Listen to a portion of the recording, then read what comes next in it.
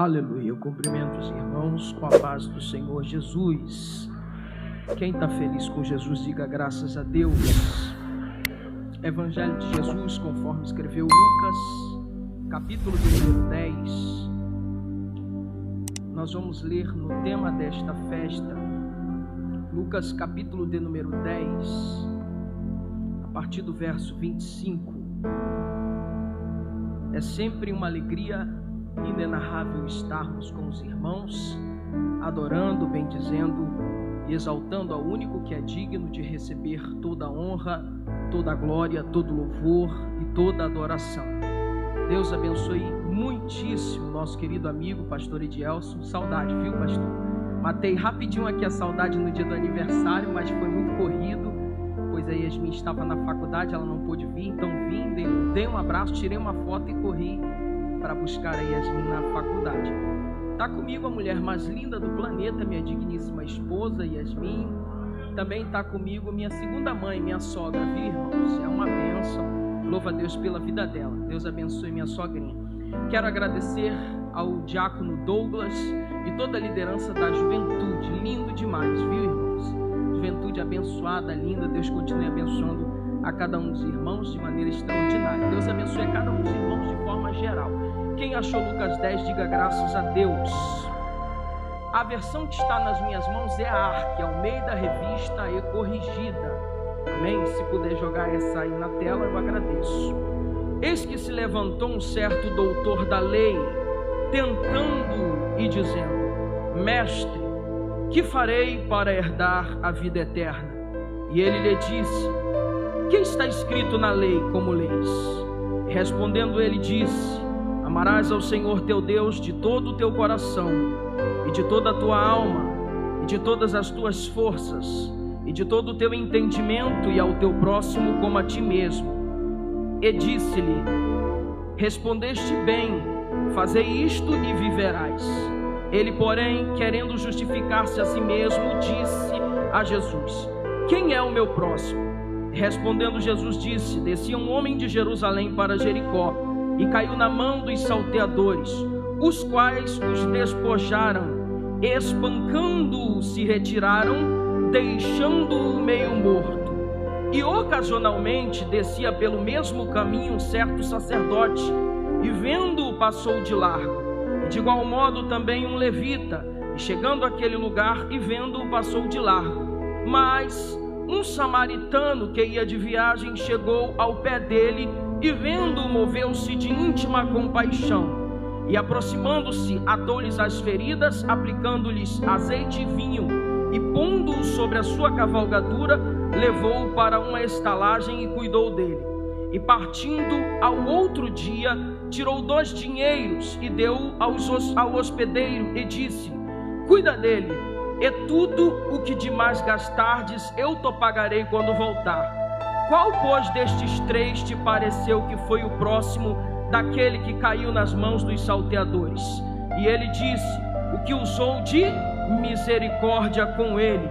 Disse, pois, Jesus: vai e faze da mesma maneira. Bendito e eterno Deus, a palavra não é minha, ela é tua. Eu te glorifico uma vez mais pela oportunidade de ministrar a tua palavra, pelo fôlego de vida.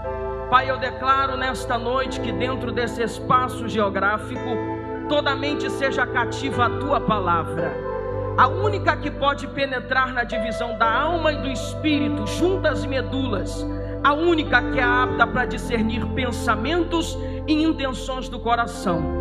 Ministra-nos uma vez mais pelo poder da tua palavra, em nome de Jesus, amém. Tome o teu assento, exaltando e bendizendo ao eterno.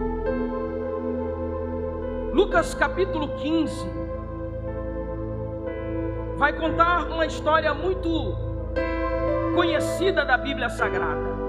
É uma parábola, e na nossa versão, a Almeida Revista e Corrigida, a epígrafe do texto diz: a parábola do bom samaritano, justamente por causa da nobre atitude, da generosa atitude daquele samaritano para com aquele homem.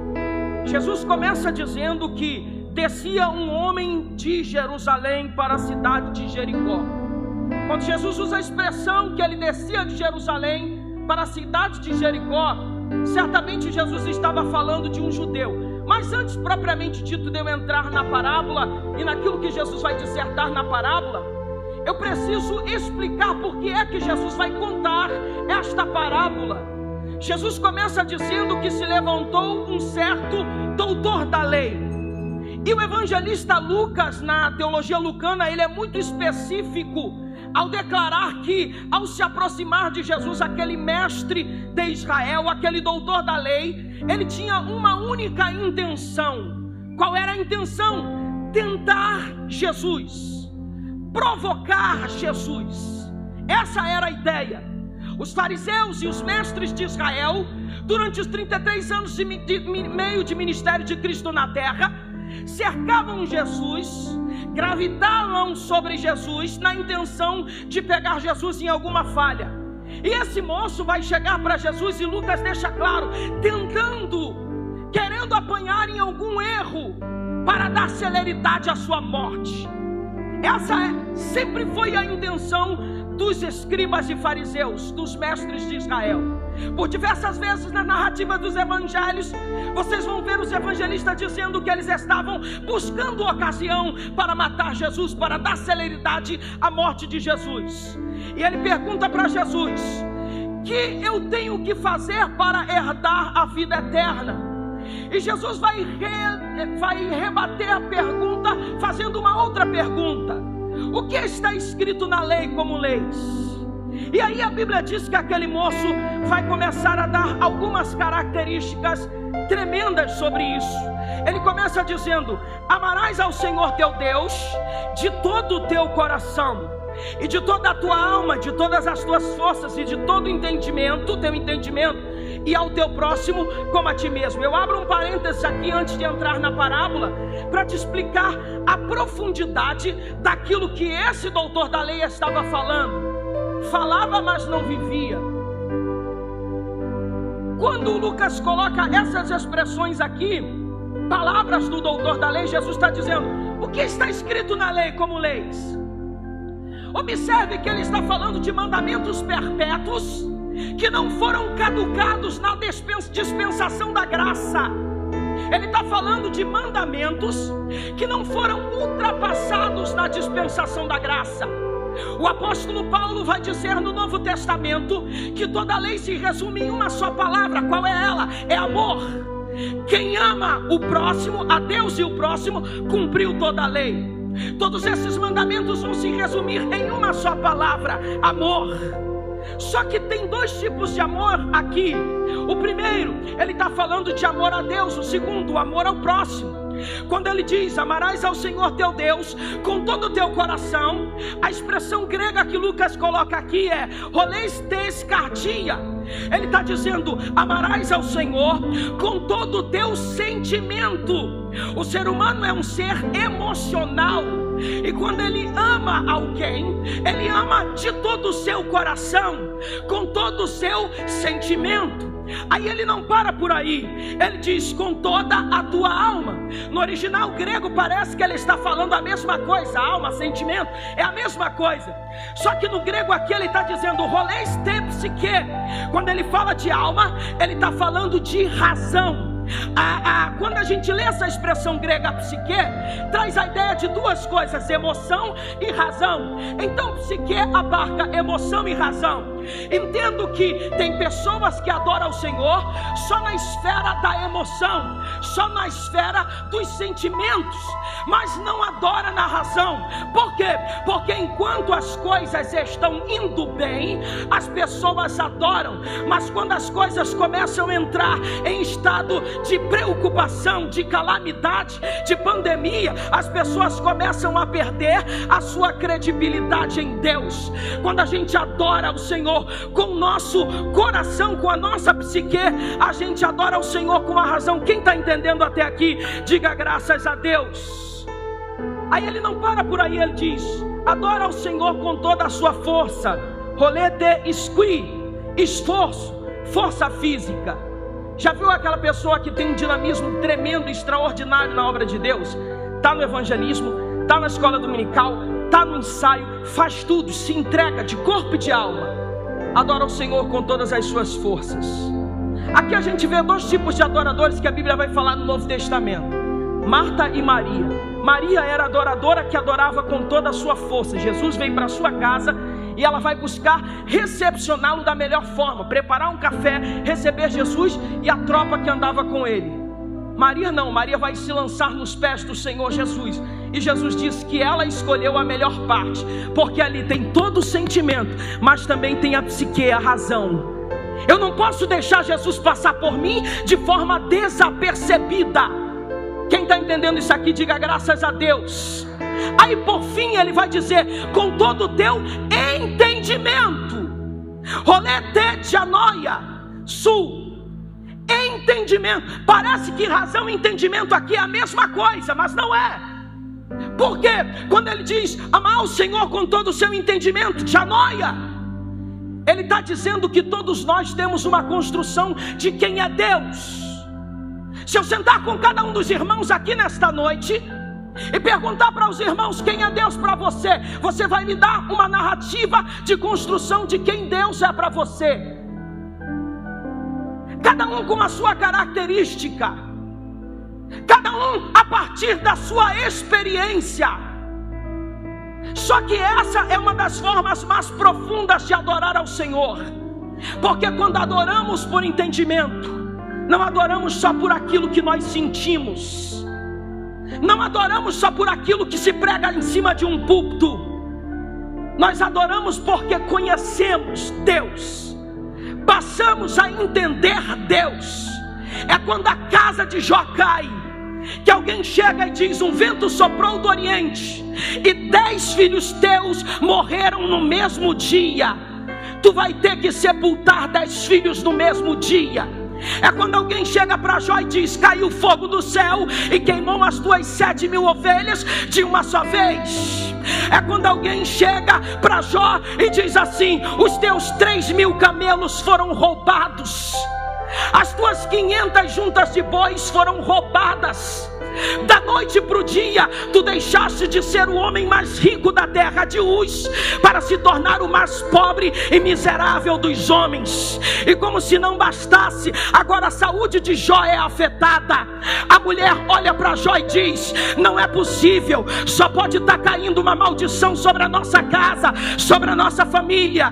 Para você, o mais rápido a fazer é amaldiçoar Deus e acabar com esse sofrimento. Aí Jó abre a boca e diz: nu eu saí do ventre da minha mãe e nu eu voltarei para lá. Está falando como uma louca mulher. Deus me deu, Deus tomou. Louvado seja o nome do Senhor. É quando você diz: eu sei em quem eu tenho crido. E essa é a forma mais difícil de se adorar Deus. É dentro de um processo. Percebe? De todo o teu coração, de toda a tua alma, de todas as tuas forças e de todo o teu entendimento. Essa é a forma mais difícil de se adorar Deus. Aí ele vai dizer, e aqui Jesus ele vem para confrontar. Eu amo Jesus porque ele é muito pedagógico naquilo que ele quer comunicar. Ele tem uma precisão cirúrgica naquilo que ele quer trazer para a igreja. Aí ele vai dizer: e ao teu próximo. Aqui é o doutor da lei respondendo: como a ti mesmo. Isso foi escrito no Antigo Testamento, Deuteronômio capítulo de número 6. Isso é um mandamento de Deuteronômio 6. O doutor da lei está respondendo. Aí Jesus diz: isso mesmo, faz isso e está pronto. Amou o Senhor de todo teu coração e teu próximo, tranquilo, está salvo. Aí a Bíblia diz que ele, querendo justificar-se. A pior coisa que existe na face da terra é quando o ser humano ele quer se justificar para Jesus. Sabe por quê? Porque para Jesus a gente não tem que se justificar, é Ele quem nos justifica. É forte isso aqui. Aí ele pergunta para Jesus: quem é o meu próximo? Aí Jesus vai começar a contar uma historinha. Descia um homem de Jerusalém, e certamente por descer de Jerusalém ele era judeu, porque judeus por 3 vezes ao ano subiam e desciam, entravam e saíam de Jerusalém. Na festa da Páscoa, na festa dos tabernáculos e na festa das colheitas, as 3 grandes festas das peregrinações de Israel. Era um período que o judeu entrava e saía de Jerusalém. No Evangelho de João vai aparecer 3 entradas e saídas de Jesus em Jerusalém no período de 3 Páscoa. E João é o único que dá o detalhe, porque os 3 sinóticos só dão uma entrada e uma saída de Jerusalém na Páscoa. Percebam que se ele descia de Jerusalém, olha a pedagogia de Jesus, olha como Jesus é tremendo. Jesus disse que descia um sacerdote. Esse homem que descia de Jerusalém antes da descida do sacerdote, ele cai nas mãos dos salteadores, assaltantes. Esses homens pegam este homem, espanta, rouba tudo que ele tem e deixa ele moribundo no meio do caminho, quase que morto, quebrado, arrebentado, e vão embora arrebentado, despojado de tudo, tiram tudo do homem, deixam ele quebrado, vestes rasgadas, todo arrebentado. E a Bíblia diz que descia um sacerdote de Jerusalém. E perceba que quando Jesus conta essa história, Jesus não está depreciando a figura do sacerdote, porque na lei de Moisés, a lei de Moisés explica que se um homem sacerdote, ele não podia tocar em morto. Ele não podia tocar, é só você ler Levítico capítulo de número 21 que você vai ver isso escrito lá. Ele não poderia tocar em morto. Esse homem está desmaiado, esse homem está desacordado. Se um sacerdote ou um levita toca em um morto, ele era considerado imundo dentro da cultura judaica. Então aqui ele está seguindo o script, ele está seguindo a tradição, ele está sendo fiel à tradição. Esse sacerdote, vendo, passou de largo. Aí Jesus disse que desceu também um levita e vendo, passou de largo. Os 2 estavam cumprindo a tradição. Só que agora Jesus vai pegar um inimigo dos judeus, um samaritano. Você deve lembrar que no Antigo Testamento, quando só 3 reis reinaram sobre toda a nação de Israel, foram eles, Saul, Davi e Salomão. Depois que Salomão morre, o rei Roboão, seu filho, assume o lugar. E a nação de Israel ela é dividida em 2 partes, Reino do Norte e Reino do Sul. Reino do Norte, tendo por capital Samaria, 10 tribos de Israel passam a ser liderados por um homem chamado Jeroboão, que não era da família de Salomão. E só Judá e Benjamim passam a ser liderado por Roboão, filho de Salomão. Judá e Benjamim passam a ser chamada de a nação de Judá, tendo por capital Samaria, Reino do Sul. E as demais 10 tribos de Israel passam a ser o Reino do Norte, tendo por capital Samaria, os samaritanos. E aí, a partir disso, no ano 722, a Síria com A, porque tem Síria com S, ela leva o Reino do Norte para o cativeiro assírio. E essas 10 tribos de Israel se perdem na idolatria, mas antes disso já haviam se contaminado com a idolatria de Jeroboão. O povo se afasta da Torá, o povo se afasta da lei. No ano 604 aproximadamente acontece a primeira deportação, a segunda em 597, a terceira 586. Os judeus, o Reino do Sul é levado para o cativeiro babilônico. Só que o Reino do Sul, as 2 tribos, Judá e Benjamim, não se contaminaram com Marduk e os deuses da Babilônia. Partindo dessa premissa, todos os judeus, por não se contaminarem com os deuses da Babilônia, vão considerar o Reino do Norte, os samaritanos, desviados. A Mishnah diz que o homem que se assenta para comer com um samaritano é semelhante a um homem que come carne de suínos.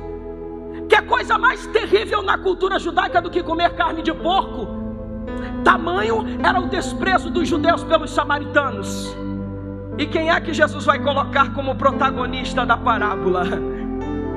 Samaritano. Quando ele desce e vê o homem caído, a Bíblia diz, Jesus contando a parábola, que ele pega o homem, coloca-o na sua cavalgadura, você conhece a história, leva-o para uma hospedagem ou estalagem, aplica nas suas feridas azeite e vinho. A gente só dá aquilo que a gente tem, viu, queridos? Começa a cuidar das feridas dele. E como se não bastasse, diz para o dono da estalagem: eu vou viajar, vou voltar, Só que eu vou deixar com vocês 2 dinheiros. A minha versão Almeida Revista e Corrigida diz 2 dinheiros. Quem tem na mão aí a Ara vai dizer 2 denários. O que era 2 denários na cultura judaica? Era um valor equivalente, 1 denário era equivalente a 1 dia de trabalho. Então 2 denários era equivalente a 2 dias de trabalhos. Possivelmente esse homem voltaria depois de 2 dias. Ele deixa 2 denários e diz: cuida dele, e se ele precisar de qualquer coisa, pode cobrir, porque eu vou voltar e vou cobrir o gasto que falta. Sabe o que é isso, querido? O Evangelho. Aqui está o segredo do Evangelho. O que é o Evangelho? É a saída de dentro de mim em direção ao outro. Resgate. Um Evangelho que não resgata, um Evangelho que não olha para o outro, é um Evangelho falido. O que nós estamos falando aqui começa a partir da pessoa de Jesus. O que é o processo de encarnação de Deus? É uma saída de Deus de dentro de si em direção ao outro. É só a partir da encarnação do Verbo que a Trindade recebe a sua completude, que a Trindade é revelada. Peraí, Eliade, existem algumas manifestações trinitárias no Antigo Testamento. Por exemplo, no princípio criou Deus os céus e a terra, o Pai. Tudo que Deus criou, haja, é pelo poder da palavra. A presença do Filho está na criação. O Espírito de Deus pairava sobre a face das águas. O Espírito está na criação. João vai dizer no capítulo 1 do Evangelho: em arrei, em rologos, kai rologos, em proston theon, kai theos, em rologos. No princípio era o Verbo estava com Deus, e o Verbo era Deus. Querido, quem entende de português aqui sabe que é a oração que rege toda a frase, o verbo que rege toda a oração. Se você pega uma frase e tira o verbo, acabou a oração. Quer ver? O menino foi para a escola. O menino para a escola. Perde o sentido. Foi é o verbo, tirou. Entendeu? Quando João disse que ele é o verbo, ele está dizendo: foi ele quem deu sentido. Narai joremandoremandará calabarawara shuriandarás. Anarai joremanás. O processo de encarnação do Verbo não foi só para nos trazer redenção, foi para nos ensinar na vivência, na pele, um Deus que não dependia de mim para absolutamente nada, um Deus que estava acima dos querubins, e serafins voavam diante da face dele e diziam: Santo, Santo, Santo é o Senhor dos exércitos, e toda a terra está cheia da sua glória. Esse Deus não dependia de mim para absolutamente nada. Ele está enclausurado na sua infinita glória. Mas ele sai no processo de encarnação do Filho de dentro. Os teólogos usam uma expressão assim: Deus sai para fora de si, para revelar o reino do já e o ainda não. Como assim, Eliade, já e ainda não? O reino já foi inaugurado de forma cultural no nosso meio, através da encarnação do Filho. O reino de Deus já está entre vós, Jesus disse, mas ainda não de forma física.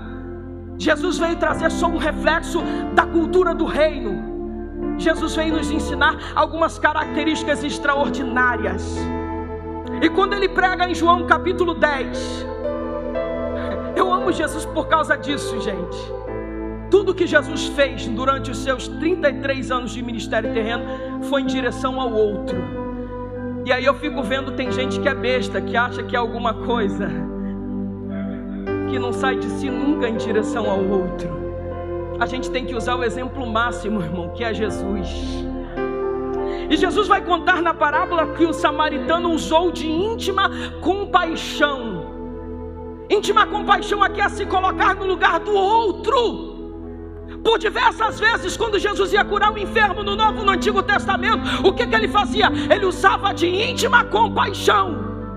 O ministério de Jesus, Jesus não veio à terra a passeio, ele veio para um propósito: morrer na cruz do Calvário e pagar o preço pela nossa eterna redenção. Mas não só para isso, mas para nos ensinar na prática como devemos viver. Ele veio para contrastar uma mente religiosa que coloca a religiosidade acima de uma vida. Jesus valorizou a vida, Jesus valorizou o ser humano, Jesus valorizou salvação de pessoas. Quando a gente lê Lucas capítulo 15, é tremendo, porque Lucas 15, a Bíblia fala que Lucas escrevendo no capítulo 15, ele diz assim: que aproximaram-se de Jesus todos os pecadores e publicanos para o ouvir. E os escribas e fariseus murmuravam dizendo: este recebe pecadores e come com eles. Eles estão criticando Jesus, porque a santidade deles era muito forte para se preocupar com o pecador. Mas a de Jesus não, ele desce o nível legal. Eu não estou dizendo que ele vai descer com a ralé para se misturar. Não, ele desce para mudar a vida, queridão. É impossível um vacilão passar pelo caminho com Jesus e viver da mesma forma. Isso que é tremendo nos evangelhos, querido. Aí murmuravam, porque o fato de você se assentar com alguém numa cultura judaica e comer significa que você partilha da mesma ideia, da mesma filosofia, da mesma mentalidade. Lucas capítulo 15, aí a Bíblia diz assim: então lhes propôs uma parábola, dizendo, diz uma parábola, mas conta 3 em Lucas 15. E as 3 parábolas são parábolas diferentes, mas têm a mesma mensagem. Qual é a mensagem? Algo que se perde foi achado e houve alegria por aquilo que foi resgatado. Ali tem 3 tipos de perdidos. Primeiro tipo de perdido é o perdido que vai e não tem a menor condição de voltar. Para esse, o pastor tem que deixar 99 no aprisco e correr atrás para resgatar. É a ovelha perdida. Aí tem o perdido dentro de casa, que é a dracma perdida. Para esse, a mulher tem que acender a luz, varrer a casa, fazer uma limpeza e buscar diligentemente até encontrar. E tem o terceiro tipo de perdido, que é aquele que vai lá para fora, vai pintar o set, vai aprontar todas, vai pisar na jaca, e quando ele voltar, nosso coração tem que estar preparado para dizer: é tempo de resgate.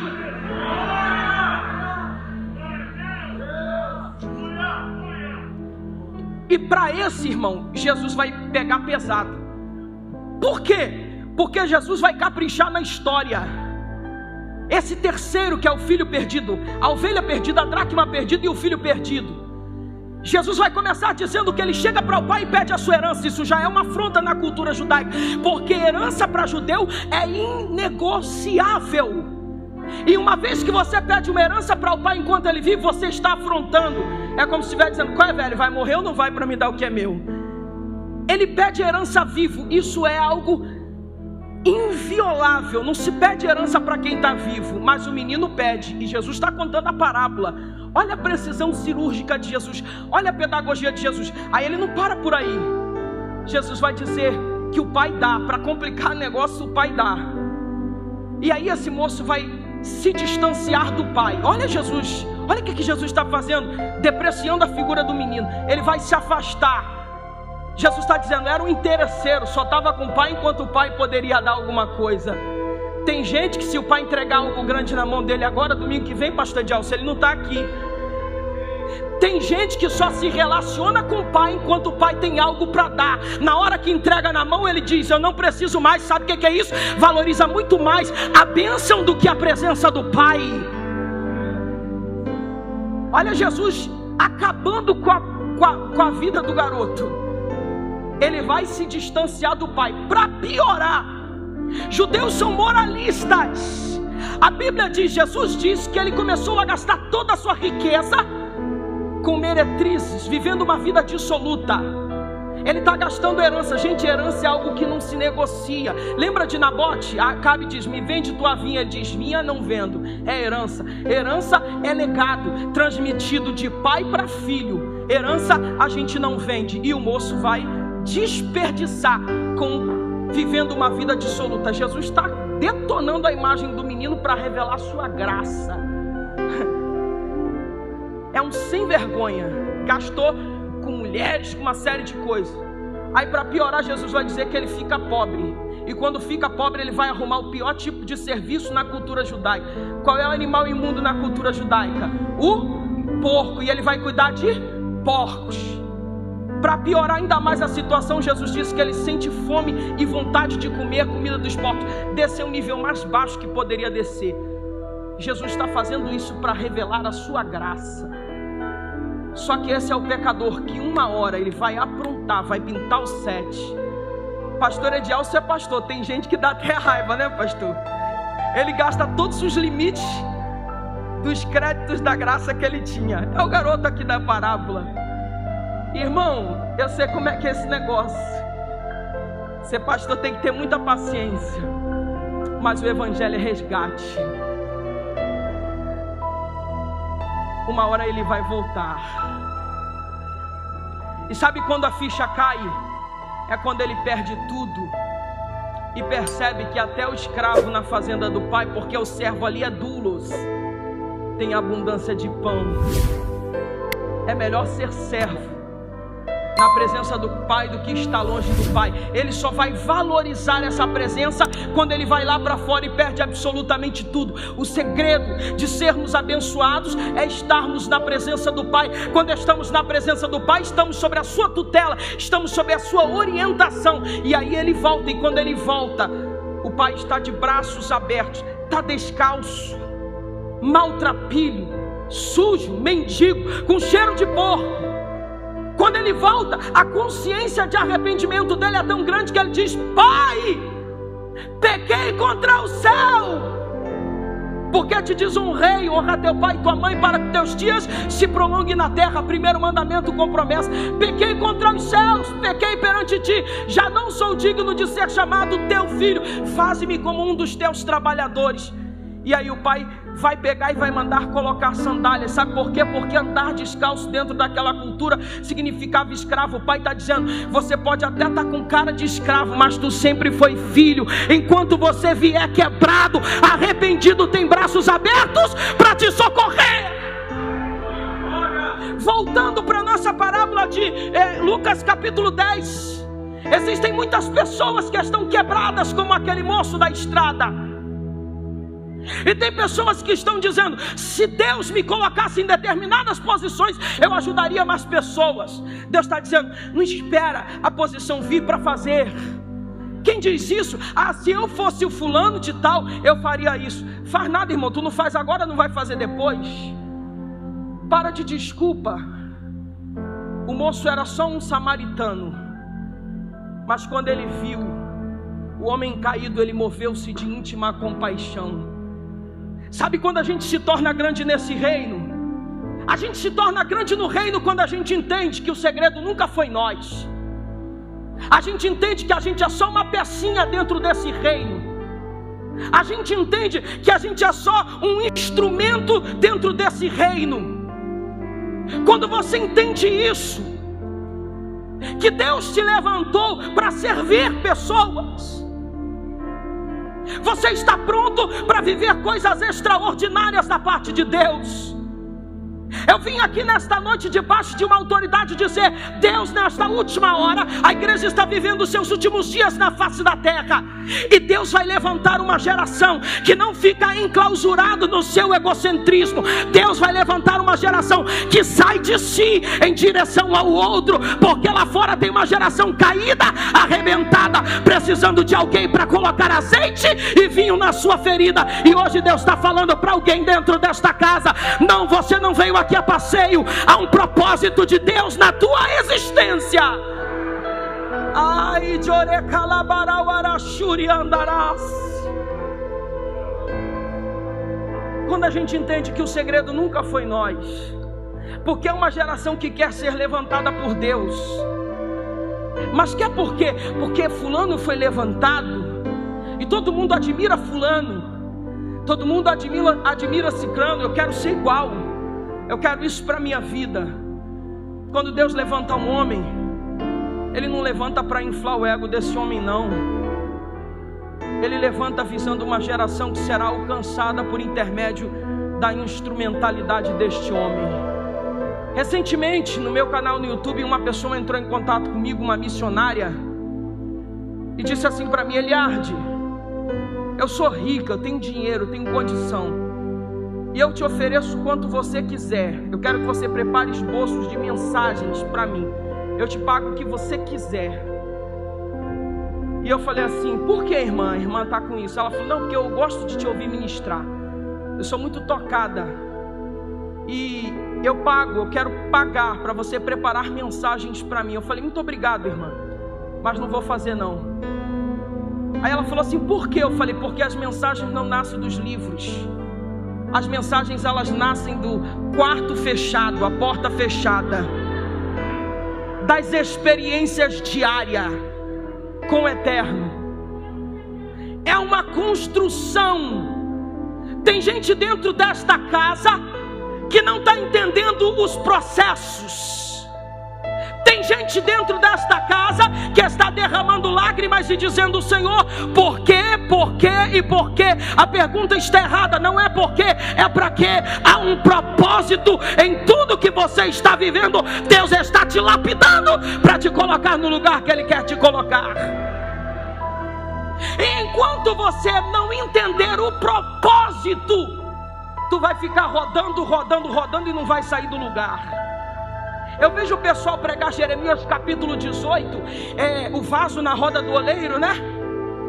Ih, Deus, o vaso na roda do oleiro, aquela coisa toda. Mas para ler o contexto. O que é o contexto? Capítulos anteriores e posteriores. O povo estava fora do propósito e Deus disse: eu vou botar vocês na roda e vou quebrar até vocês entrarem na posição que eu quero.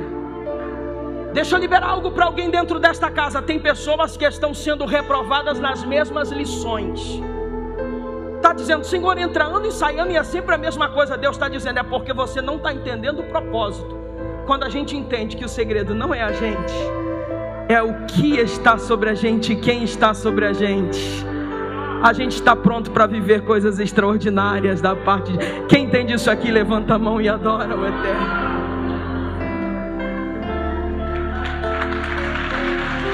Profeta da mídia, irmão da mídia, joga Gênesis 45 aí para mim. Gênesis 45, por gentileza. Joga Gênesis 45, irmão da mídia. Arca Almeida Revista e Corrigida, pode ser? Gênesis 45, a partir do verso 4. Se alguém puder me abençoar aqui com água, eu bebo muita água, viu, irmão? Eu quero que os irmãos leiam comigo. Olha isso aqui, irmãos. Isso aqui é muito forte. Isso aqui me confronta. Tem gente que vive um dia como se não existisse um dia de prestação de contas. Vou repetir, tem gente que está vivendo como se não houvesse um dia de prestação de contas, mas haverá um dia de prestação de contas, e tudo aquilo que Deus coloca na nossa mão, Ele vai nos cobrar. Pegou? Então nós, antes de qualquer coisa, precisamos entender o propósito. Olha o que José diz, Gênesis 45, versículo 4. José vai se revelar para os irmãos. Não sei o que estou dizendo não, irmão, é a Bíblia. Olha o que está escrito. E disse José aos seus irmãos: peço-vos, chegai-vos a mim. Chegaram-se. Então disse ele: eu sou José, vosso irmão, a quem vendestes para o Egito. Agora, pois, não vos entristeçais. Por que José está falando isso? Ele está se revelando. Mandaram um menino para o Egito, e agora estavam de frente do governador do Egito, do imponente governador do Egito. Olha isso, irmão. E agora ele vai se revelar. Os irmãos nem reconheceram. Aí ele diz: agora, pois, não vos entristeçais, nem vos pese aos vossos olhos, porque por me haverdes vendido para cá. Porque aí ele vai revelar o propósito do porquê que ele é lançado no Egito. Para a conservação da vida, Deus me enviou diante da vossa face. porque já houve 2 anos de fome no meio da terra, e ainda restam 5 anos que não haverá lavoura nem cega. Pelo que Deus me enviou diante da vossa face, para conservar a vossa sucessão na terra, e para guardar-vos em vida por um grande livramento. Assim, não fostes vós que me enviaste para cá, senão Deus, que me tem posto por pai de Faraó e por senhor de toda a sua casa, como regente em toda a terra do Egito. Enquanto a gente não entende o propósito, a gente não está pronto para viver o que Deus tem para a gente. Não adianta tu tentar entender o processo. Já viu como é que é o processo, irmão? Eu sempre gosto de dizer que o processo é como um quebra-cabeça. Já viu um quebra-cabeça quando começa a ser montado? Bota a primeira peça, tu fala, meu Deus, que raio é isso? Onde vai dar isso? Aí vai botando. Até então não está fazendo sentido, mas vai colocando, peça por peça. Quando chega na metade do quebra-cabeça, ele já está bem delineado, já começa a mostrar alguns sinais do que do propósito daquele quebra-cabeça. Só que só vai fazer sentido total quando você coloca a última peça. Aí tudo vai fazer sentido. Tem gente aqui dentro desta casa que está numa construção de Deus. Deus tem colocado todos os dias uma peça.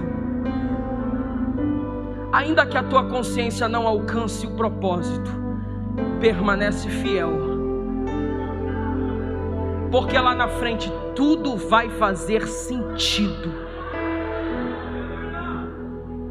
O mimadinho de Jacó, um menino que ganha do papai a túnica de 7 cores, que acorda de manhã e arrota na mesa. Eu tive um sonho, sol, lua e 11 estrelas se curvando diante de mim. Aquele menino exibido não estava pronto para governar o Egito. Deus tem que quebrar ele primeiro. Tem gente que Deus tem uma chamada tremenda. Hoje de manhã eu estava dando aula no seminário lá na DIG. Nós temos uma turma domingo de manhã, quinta noite e segunda-feira à noite. E um menino me procurou, menino novo, garoto novo, e falou assim para mim: Eliade, eu saí da congregação que eu estava porque o pastor não reconhecia o meu ministério. Garoto novo. Eu vou vontade de falar, e tu tem ministério, vaso? Ainda está começando, né, pastor? Não para depreciar, irmãos, mas porque a gente tem a chamada. O pastor Gesiel Nunes Gomes, antes do pastor Eliseu na ilha, ele dizia o seguinte: o ministério ele é reconhecido de 3 formas. Primeiro, tu sente dentro de você, sente queimar dentro de você, queima, tu sabe que Deus te chamou. Ninguém ainda entende, ninguém ainda vê, ninguém ainda sabe, igual o menino do seminário. Mas tu sente queimar.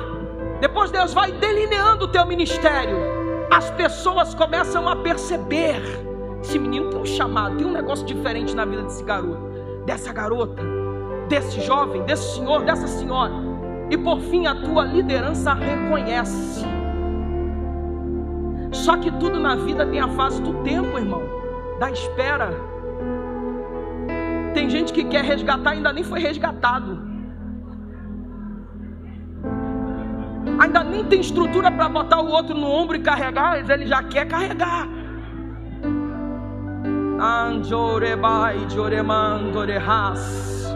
A Bíblia tem um exemplo muito extraordinário. Paulo chega para Barnabé e diz: se esse menino for para a viagem, eu não vou. Bota João Marcos para trás. Ainda é muito garoto para entender certo tipo de coisa. João Marcos não vai. Barnabé diz: ah, não vai não? Então se ele não vai, eu também não vou. Era menino, estava começando ainda. E eu não estou aqui depreciando os meninos não, porque eu comecei com 14 anos de idade. Mas tem coisas que só vai ter reconhecimento com o passar do tempo. Entende?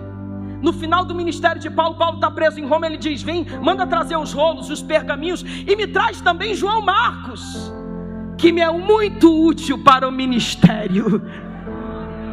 Tem coisas que só vão acontecer com o tempo. A gente não pode queimar etapas. Tem gente que já quer liderar uma multidão. Deus está dizendo: quer resgatar? Começa resgatando um por um. Vai dos pequenos, todo dia, no trabalho, na escola, na faculdade. É assim que vai acontecendo. Está entendendo? É tempo de resgatar. Deus quer levantar uma geração cheia do Espírito Santo nessa última hora. mas a gente precisa entender os processos. Queridão, tem gente aqui que fala assim: mas eu não sou diácono, não sou presbítero, eu não sou evangelista, eu não sou pregador, não sou pastor, não sou nada. Irmão, tu é samaritano? Não é não? Jesus botou o samaritano aqui como o melhor da história. Ele estava passando, ele viu alguém arrebentado e diz: bom, está precisando de ajuda, eu estou aqui, Deus me botou aqui, vou ajudar. Deus te levantou para socorrer alguém nesse tempo de crise. Eu tenho uma palavra para alguém que entrou dentro desta casa aqui nesta noite, quebrado, está dizendo: parou, acabou, minha vida não tem mais jeito, fui arrebentado, a crise, a pandemia, tudo acabou comigo. Deus está dizendo: não acabou não, Ele te trouxe hoje para um lugar de resgate, dizendo que tem recomeço na tua vida, e que Deus vai te levantar para socorrer outras pessoas, mas tem que passar também pelo processo do tempo, querido. Tem gente que não está te vendo. Agora tu está atrás da malhada das ovelhas, está matando urso e leão e ninguém está te vendo. Só que fica tranquilo que o dia de se encontrar com Golias está chegando. E o dia de se encontrar com Golias é o da promoção. Tu está crescendo em segredo. Como assim, Eliardi? Você está crescendo em segredo? Você todo dia está matando urso e leão. Todo dia tu socorre um. Aonde? No metrô, no trem, na van, no ônibus. Tu é instrumento de Deus para aquela pessoa. Deus está te ensinando. Futuramente Deus vai te levantar para falar para gerações de pessoas. Quem toma posse do que eu estou falando aqui? Eu não vim aqui falar para qualquer um. Eu vim aqui falar para uma geração que precisa entender que não estar na terra, não está na terra a passeio. Há um propósito na tua existência. Agora, tem coisas que só vão acontecer com o tempo. Não adianta você tentar dar celeridade, não adianta você tentar fazer esquema, não adianta você tentar agir do teu jeito. José tentou de todas as formas, coitado, não teve jeito. A Bíblia diz que ele interpretou 2 sonhos, do padeiro e do copeiro. O padeiro em 3 dias vai ser enforcado, o copeiro em 3 dias vai voltar a servir na mesa de Faraó. E cumpriu o sonho. E a Bíblia diz que o copeiro saiu da prisão e voltou para a mesa de Faraó. O mais importante não é quem entra primeiro, querido. O mais importante é quem entra no tempo de Deus. De repente, eu conjecturando aqui, viu, irmãos? De repente o copeiro chegou para José e falou assim: José, batata, interpretação, 3 dias depois eu voltaria a servir na mesa. Rapaz, Faraó está me chamando, ele está com saudade dos meus serviços, estou indo lá, valeu, amigão. Só que a Bíblia diz que passaram-se 2 anos, o copeiro se esqueceu de José. Enquanto o tempo não chega, Deus permite pessoas te esquecerem, sabia disso? Enquanto você está dentro da fase do processo, Deus permite pessoas te esquecerem. Só que quando o tempo de Deus chega, a Bíblia diz que Faraó sonhou um sonho. Então o copeiro se lembrou de José. Quando Deus quer que teu nome seja lembrado, Ele faz gente grande sonhar para o teu nome ser lembrado. Quando o tempo de Deus chega, Ele faz gente grande sonhar. E o que eu disse aqui, que não importa quem entrou primeiro, porque o copeiro entrou para ser copeiro, mas quando José entra depois, ele entra para o copeiro que entrou primeiro servir ele. O tempo pode ser um problema para você, ele nunca foi um problema para Deus. Tudo isso faz parte de um processo. Os samaritanos eram depreciados para os judeus. A Mishnah dizia: quem se assenta para comer o pão dos samaritanos é semelhante a um homem que come carne de suíno. Aí Jesus agora vai pegar o samaritano e vai botar como protagonista da história. É Jesus quem está botando. E sabe o que eu acho tremendo, gente? É que tem muita gente na Bíblia que a Bíblia nem sequer fala o nome, mas fala da história. O mais importante não é o teu nome, o mais importante é a história. A mulher do fluxo de sangue, qual é o nome dela? Ninguém sabe, mas se sabe da história. O samaritano, qual era o nome dele? Ninguém sabe, mas se sabe da história. A mulher cananeia, qual era o nome dela? Não se sabe, mas se sabe da história. Deus está dizendo, quando o tempo chegar, eu vou notabilizar a história de muita gente. Sabe por que isso? Porque tem gente, pastor Dielso, que está dizendo, quando Deus me exaltar, eu vou esfregar a minha vitória na cara de um monte de gente. Ei, queridão, vai ficar mais um tempo na prova. Sabe por quê? Porque vitória na tua vida não é para esfregar na cara de ninguém, é para as pessoas olharem para você e dizer, é Deus na vida dele, é Deus na vida dela. Ai, jore mandore balaba chore calabara xandaraia. Aí José vai falar no final da história, não foram vocês quem me mandaram para o Egito. Eu até achei que foram, mas quando eu entendi que o segredo não foram vocês, que era Deus. Porque primeiro Deus desconstrói nosso ego. Jacó mimadinho demais, José mimadinho demais por Jacó. E Deus fala assim, vamos tirar ele de perto do papai, que papai estraga um pouco. Tem gente que Deus vai fazer afastar de tu porque está te estragando, irmão. Te mima demais, te elogia demais, tu é bom, hein? Tu é fera. Aí Deus vai permitir um tempo de deserto, de solidão, para tu entender que quando Ele fizer, é sempre o nome dEle que será glorificado. Eu não tinha nem programado de falar de José aqui, irmão, entrou. O Espírito de Deus está nessa casa. Quem está entendendo, diga graças a Deus. Os samaritanos eram depreciados na cultura judaica, e os evangelhos vai contar a história do bom samaritano e vai contar a história da mulher samaritana. Não vou contar essa história aqui porque o tempo já se foi. Mas sabe o que isso significa, gente? É que o reino de Deus, ele é tremendo, ele nos iguala.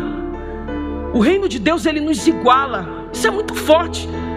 O profeta Isaías, há 740 anos antes de Cristo, ele disse que nele, em Cristo, todo vale seria exaltado, todo monte seria abatido, e o caminho se aplanará, vai se tornar plano. Percebe? Quem era depreciado na cultura judaica, gentil nem se fala, era depreciado. E Paulo vai dizer que em Cristo não tem judeu, não tem grego, não tem nada.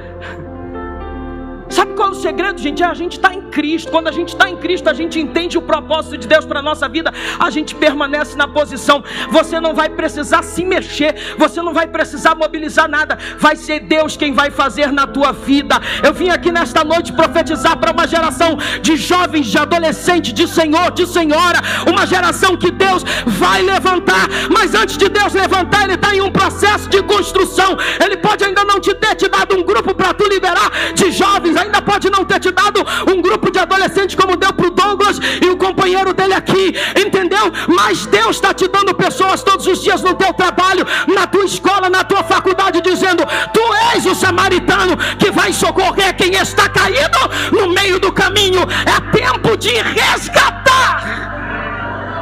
Fica de pé nesta noite adorando e bendizendo ao Eterno.